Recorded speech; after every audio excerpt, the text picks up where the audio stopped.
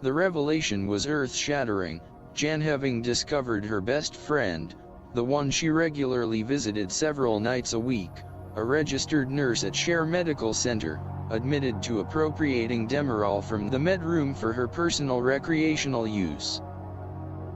Jan is assistant administrator in charge of patient care services, and director of nursing, was under obligation to adhere to policy and report the incident, but ignoring hospital precept, taking it upon herself to personally minister to her friend's predicament, immediately driving and enrolling her in a drug rehabilitation hospital in Enid, thus circumventing any action by law enforcement or the hospital. Upon returning, Jan promptly reported the incident to administration, setting in motion the disclosure of the missing drugs and the notification of law enforcement. It was disclosed a law enforcement investigation making a discovery of empty Demerol vials in the nurse's home trash container. Jan then subjected to interrogation, an administrative and a hospital board investigation was commenced, to bring about a final deposition of the circumstance.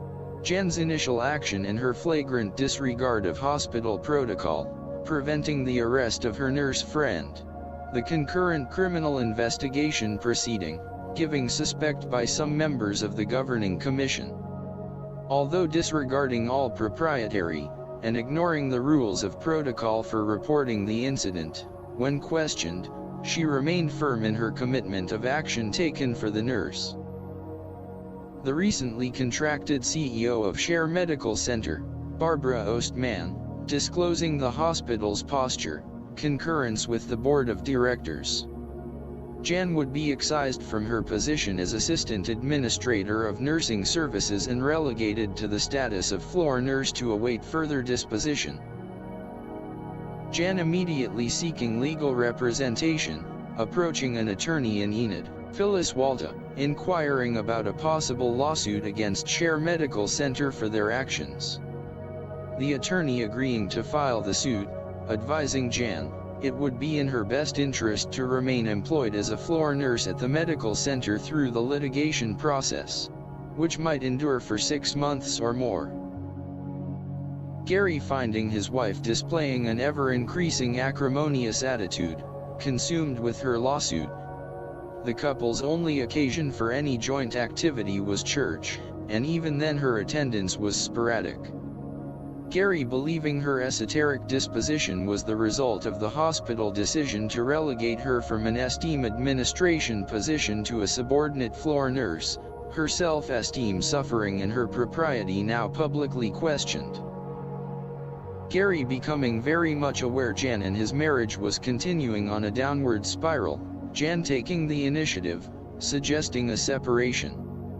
Gary at first against the endeavor, reasoning it wouldn't resolve the situation, but when his spouse decided on a separate bedrooms, the undertaking enumerated a delineation of their consanguinity, Gary agreeing with her desire.